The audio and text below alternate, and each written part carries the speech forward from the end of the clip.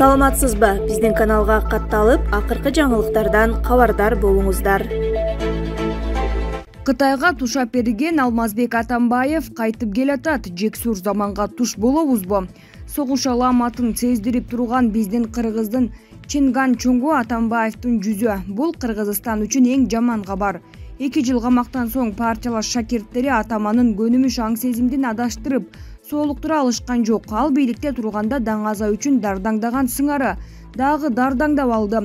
Шайлоо алдында партиялык тизмеде номер 1 турам деп мактанып алды. Анын өзүн өзү даңазалаган көнүмүш дардаң боз мактанчактыгы жана адаттагыдай кимдир бирөөлөрдү маскаралоо, ачык эле күч түзүлүштөрүнүн кызматкерлерин жана алардын командирлерин бийликке баш ийбөөгө чакырыктар жана жаңы тополоң чыгаруу үчүн ачык эле үгүттү. Мындай Атамбаевдин стилиндеги кошокту өлкө көптөн бери укпай калган.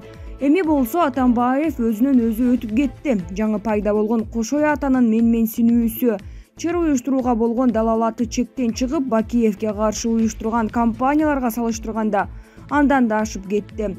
Алмазбек Атамбаевдин тандыгандары зордук, зомбулук менен бийликке тийиштик кылганы жана аймак аралык жаңжалдарды күчөтүүгө чакырганы үчүн компетенттүү органдар тарабынан каралууга тийиш.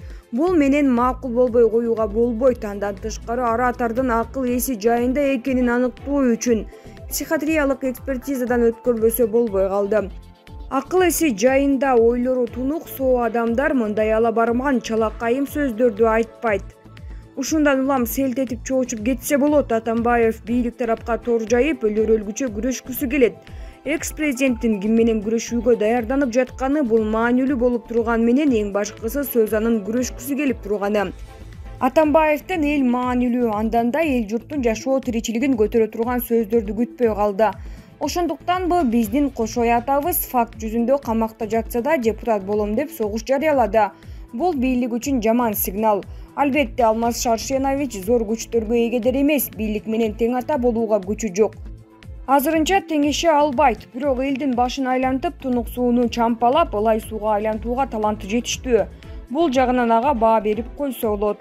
Ал башаламандыкты уюштуруу жаатында алдына киши салбайт, азыркыдай күчү жок бийлик турганда же мындайча айтканда өз күчүн ачык көрсөтүүгө даай албай турган бийлик турганда. Атамбаевдин чыр-чатактарды тополоңду уюштуруудагы тажрыйбасы тез эле өз жемиштерин берип коюшу да мүмкүн. Алмазбек Атамбаевдин жүзү эки мерчемде көрүнүп турат. Бийликте жана оппозицияда чындыгы оппозицияда конструктивдүү, салмактуу, бир калыпта эмес. Жалган сөздөр менен элди митингге чогултуп, чаң тополоң кылып жиберүүгө даяр. Ошондуктан бирөөлөрдү кемсинткен, жүрөктүн үшүн алган, калп аралашкан, чагымчыл, ээликкен сөздөрдү аралаштырып жиберет. Анын сөздөрүн журналисттер пайдаланышып, ар кандай цитаталарга чачыратышып, элди аралатып жиберет. Калктын кээ бир жамандык издеп жүргөн катмарларына Атамбаев айткан ээн ооз чириген сөздөр майдай жагат. Бул так ошол Атамбаевдин бере ала тургандары. Албетте көз карандысыз 4-чү бийликтин өкүлдөрүнүн көпчүлүгү Атамбаевдин сөздөрүнүн баасын билишет. Ошондуктан көбүнчө куйкум айтылган сөз катары колдонушат. Анткени анын сөздөрү күлкүлүү, анткени анын сөздөрү чыр-чатактуу. Андан тышкары Атамбаевдин Апрель телеканалы сыяктуу таянган ишенимдүү медиа жүгүрүгү бар. Булар саясий кландын кызыкчылыгы үчүн акча алган соң ар тараптуу колдоп турушат. Апрельчилер ачык эле ММКдан үгүттөө инструментине айланышкан. Алар эч кандай формалдуу эрежелерди тутушпайт. Алар кожоюнунун акчасы үчүн төштөрүн амбразурага тосуп коюшкан. Азыркы кырдаалаларды бүгүлтүп, көчөктөрүн кожоюна тостуруп берип койгон. Сойкулук жана махабат тууралуу бир анекдот бар эмеспи? Ошого окшошуп. Сойкулканада эркек аялга айтат эмеспи? Секс үчүн акча төлөбөш үчүн сени сүйөрүмдү мойнума алам деп. Негизи сүйгөнү үчүнбү, акча үчүнбү же идеялык кызыкчылыктар үчүнбү? Маанилүү деле эмес. Башкысы Атамбаевдин телеберүүдөгү бригадасы бар экени чындык. Биздин саясий элитанын туруксуздугу учурунда сатып кетпесе болбойт деген принципке такала турганы да айныксыз. Ал эми бийлик болсо өзүнүн кызыкчылыгын мамлекеттин кызыкчылыгынан жогору коюп, таарынычы үчүн душмандарынан кек алууга баарына даптаяр турган. Башаламандык тополоңдордун кудайы Атамбаевден келе турган коркунучтарды сезбей турат. Атамбаевдин коркунучтарынан кутулуу үчүн Атамбаевге каршы турган күчтөрдү күчтөндүрүш керек.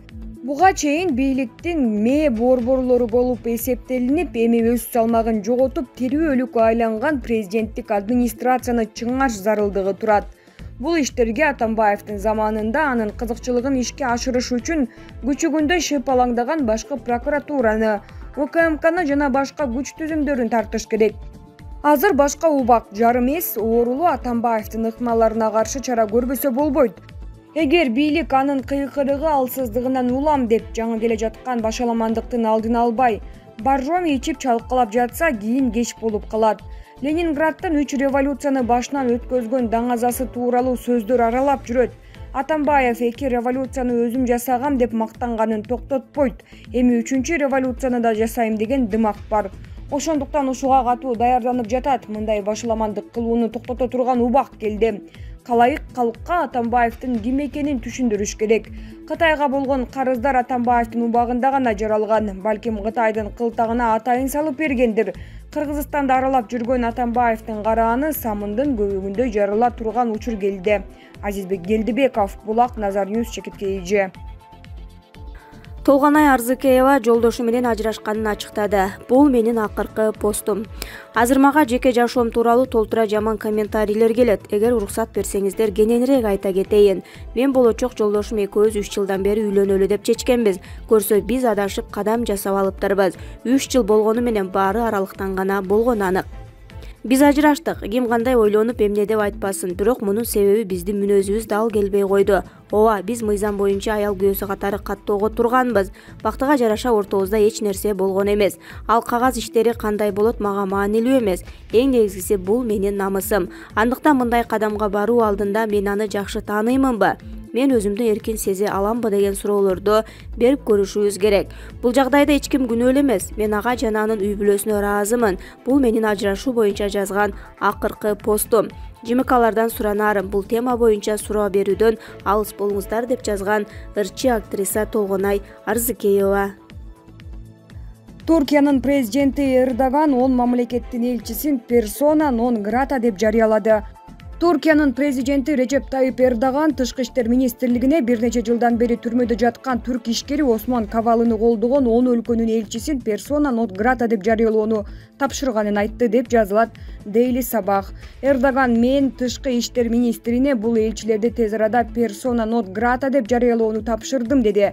Ал ошондой эле дипломатиялык өкүлчүлүктөрдүн башчылары же Туркияны түшүнүшү керек, же өлкөдөн чыгып кетиши керек деп белгиледи. Кеп Германия, Швеция, АКШ, Франция, Финляндия, Дания, Норвегия, Голландия, Канада жана Жаңы Зеландиянын дипломатиялык миссияларынын өкүлдөрү жөнүндө болуп жатат. Бул өлкөлөрдүн элчилери 18 октябрда түрк бийлигин бизнесмен Анадолу Kültür Aş Madani фондунун негиздөөчүсү Осман Кавалыны бошотууга чакырышкан. 64 жаштагы Кавалы басмаканалык ишкерлик менен алектенген. Ал ошондой эле коомдук иштерге, анын ичинде бир нече коммерциялык эмес укук коргоо уюмдарын түзүүгө жана мазани долбоорлорду колдоого катышкан. Тактап айтканда, Кавала ишкер Жорж Сорос негиздеген Ачык Хоом фондунун негиздөөчүлөрүнүн бири болгон. 2017 жылы ноябрда Кавала 2013 жылы Стамбулдогу Гези паркын реконструкциялоого каршы нааразычылык акцияларына жана 2016 жылдагы төңкөрүш аракетине байланыштуу айыптар менен камакка алынган. Ошондон бери ал түрмөдө. 2020 жылы 2013 жылдагы нааразычылык акциялары боюнча айыптар алынып салынган, бирок кийинчерээк чечим жокко чыгарылган. Адам укуктары боюнча Европа соту 2019 жылы сотто айыптарды колдоо үчүн жетиштүү далилдер жок деп эсептеп, Кавалыны бошотууну талап кылган. АУЕС ошондой эле ишкерди камакка алуу, аны оозун жабуу максатында жасалган деген бүтүм чыгарган. Булак, Коом, Чекит пресс.